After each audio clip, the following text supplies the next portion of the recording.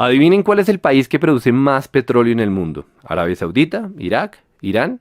Ninguno de los anteriores. Con 13 millones de barriles al día, el mayor productor es Estados Unidos. La coronación es reciente y es una de las razones por las que se ha caído el precio del petróleo. Estados Unidos está comprando menos porque está produciendo mucho más. Y todo esto tiene un responsable: el fracking. ¿Qué es el fracking? Es una técnica para extraer petróleo y gas de lugares que antes no se dejaban. Rápido repaso geológico. Todo el petróleo está almacenado en formaciones de rocas. Algunas de estas formaciones tienen poros o grietas que dejan fluir el petróleo, otras no. Las que no eran un problema para la industria petrolera, pero ahora que existe el fracking ya se puede sacar petróleo de ahí. Es más fácil entender todo esto si hablamos de un concepto clave: la presión. El petróleo es un fluido subterráneo que tiene que soportar millones de toneladas de tierra. Cuando nosotros taladramos hasta esa profundidad es como si estuviéramos destapando una gaseosa agitada. Así también el petróleo quiere salir por la tubería hasta la superficie porque la presión lo empuja. Pero todo esto depende de que exista un camino a la tubería. O sea, que las formaciones de rocas que almacenan petróleo tengan poros o grietas y que estén conectados. Si no hay conexión con la tubería es inútil porque la mayoría del petróleo se queda atrapada. Pues bien, resulta que ahora podemos fracturar las rocas para crear nuestras propias grietas. Eso es el fracking, que formalmente se llama fracturamiento hidráulico. Lo de fracturamiento ya se entiende, y lo de hidráulico es porque se utiliza agua a presión para romper las rocas, agua y arena. Pero la historia no termina ahí.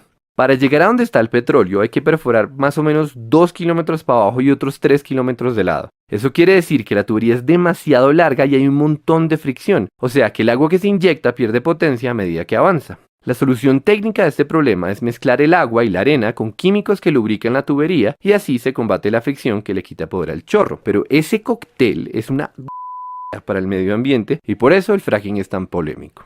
Para ser claros, no es que los pozos convencionales sean amigables con el medio ambiente, es que el fracking es peor. Básicamente estamos contaminando grandes cantidades de agua para romper rocas y buena parte del agua sucia que metemos se devuelve a la superficie todavía más sucia porque esas rocas tienen metales pesados y compuestos radioactivos. La contaminación es tanta que ya no es posible tratar el agua para hacerla potable. O sea, esa agüita se perdió y para siempre.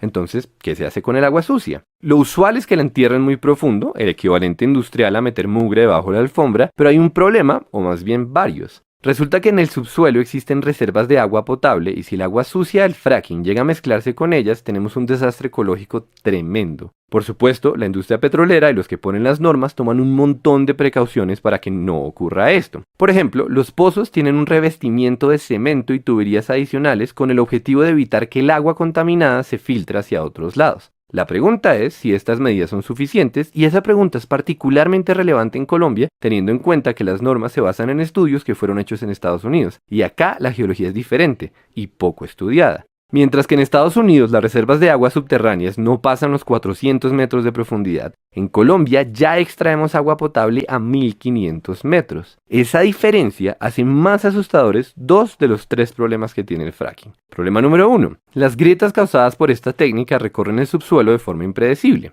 Eso quiere decir que corremos el riesgo de conectar los yacimientos de petróleo y el agua contaminada con otras fuentes de agua. Problema número 2. El casing, o sea, la capa de protección para la tubería, solo llega hasta cierta profundidad, es decir, que el agua contaminada se puede filtrar por debajo. Y, problema número 3, el casing es una solución temporal. No se sabe qué pasa después de muchos años de desgaste en la estructura, y ya existen varios ejemplos de pozos en los que se comienza a filtrar el agua sucia. Y entre paréntesis, también se ha hablado de la asociación del fracking con el incremento de temblores, pero se argumenta que en los pocos casos en los que ocurre las magnitudes son despreciables. Ahora bien, dicho todo eso, es importante saber que hay más de 1 millón de pozos de fracking en el mundo, y ese dato es muy diciente. Nos dice que las consecuencias negativas del fracking teóricamente se pueden controlar, por lo menos a corto plazo, y también nos habla del rol protagónico del petróleo en la economía. Es que son 1 millón de pozos aumentando las reservas mundiales, y la cifra va creciendo, lo que nos trae de vuelta a Colombia. Colombia, que está por encima del 85% de los productores de petróleo del mundo. Colombia, cuya economía depende en buena parte de esta industria, pero también Colombia, la que solo ha explorado 9 zonas en lo que va de este año, porque cayó el precio del petróleo y por tanto cayeron las inversiones.